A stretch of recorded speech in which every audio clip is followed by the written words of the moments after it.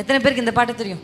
சுத்தம் விரும்பும் சுத்த ஜோதியே, விரும்பா அசுத்தம் யாவும் நீக்குமே.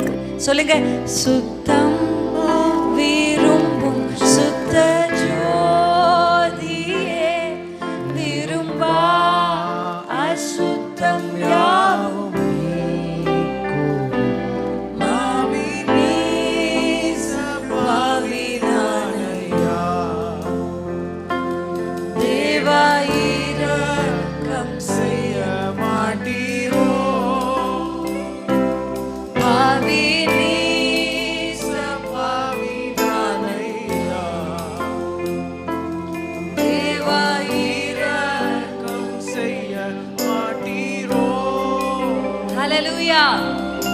ஆமென்.